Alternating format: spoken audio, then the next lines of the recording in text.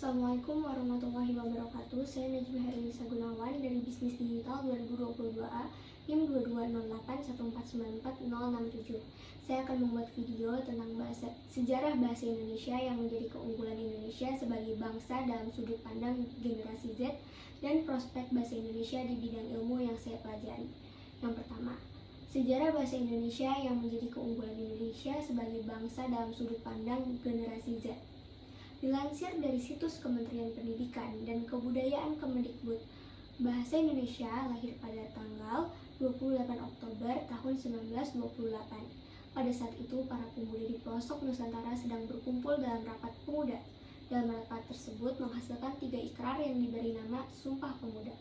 3 ikrar tersebut yakni: yang pertama, bertumpah dari yang satu, tanah air Indonesia. Yang kedua, berbangsa yang satu, bangsa Indonesia.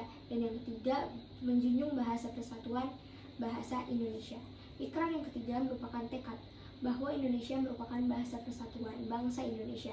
Pada waktu itulah, bahasa Indonesia dikukuhkan kedudukannya sebagai bahasa nasional.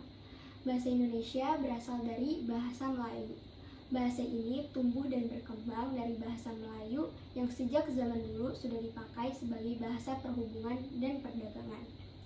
Sejak zaman dahulu, bahasa Melayu tidak hanya dipakai di Kepulauan Nusantara, tapi bahasa Melayu dipakai hampir di seluruh Asia Tenggara. Di Asia Tenggara, bahasa Melayu sudah dipakai sejak abad ke-7. Lalu, bahasa Indonesia sendiri digunakan secara resmi oleh bangsa Indonesia sebagai bahasa nasional, yaitu bahasa Indonesia berkedudukan sebagai bahasa negara pada tanggal 18 Agustus 1945. Pada saat itu, Undang-Undang Dasar 1945 disahkan bahwa bahasa negara ialah bahasa Indonesia, sebagaimana disebutkan dalam Undang-Undang Dasar 1945 bab 15 pasal 36. Keunggulan bahasa Indonesia sendiri di masa kini yaitu: yang pertama, bahasa Indonesia telah disiapkan menjadi bahasa internasional sesuai dengan amanat UU nomor 24 tahun 2009. Yang kedua, bahasa Indonesia telah dipelajari di 47 negara. Yang ketiga, ada sebanyak 428 lembaga penyelenggara bahasa Indonesia bagi penutur asing (BIPA). Dari pembelajar BIPA berjumlah 484 orang tersebar di wilayah Amerika, Asia Tenggara, Asia Pasifik, dan Afrika, yang berarti bahasa Indonesia sendiri telah tersebar luas di kancah internasional. Yang keempat, tingkat kesalingpahaman atau mutual integrability bahasa Indonesia lebih tinggi dibandingkan bahasa Melayu. Lalu selanjutnya adalah prospek bahasa Indonesia pada disiplin ilmu yang saya pelajari saat ini, yaitu bidang bisnis digital. Pada bidang bisnis digital sendiri, bahasa Indonesia memiliki beberapa prospek, yaitu sebagai yang pertama, alat utama dalam komponen komunikasi bisnis digital.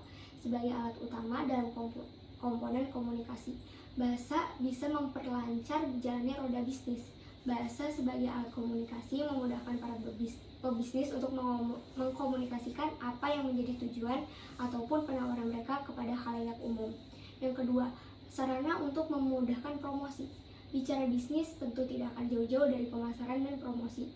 Bahasa akan memudahkan pelaku bisnis untuk mempromosikan produknya. Pelaku bisnis tentunya juga perlu memperhatikan siapa sasaran mereka, sehingga penggunaan bahasa yang tepat bisa membuat produk ditawarkan dengan lebih baik. Apalagi di era digital ini banyak sekali pesaing bisnis, jadi penggunaan bahasa yang tepat dan menarik sangat diperlukan. Yang ketiga, sarana untuk memudahkan digital marketing. Marketing merupakan proses dari komunikasi bisnis yang juga tak kalah penting. Fungsi komunikasi pemasaran tentu saja masuk dalam kriteria ini. Bahasa menjadi komponen utama yang tak kalah pentingnya untuk membuat proses komunikasi pemasaran suatu produk menjadi lebih efektif.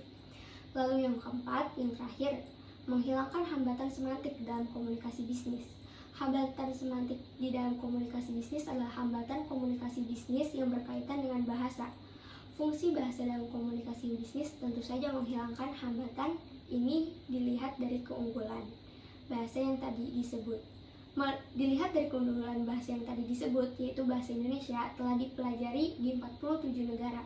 Bahasa Indonesia memiliki prospek menjadi bahasa internasional yang dapat dimanfaatkan di bidang bisnis. Salah satunya prospek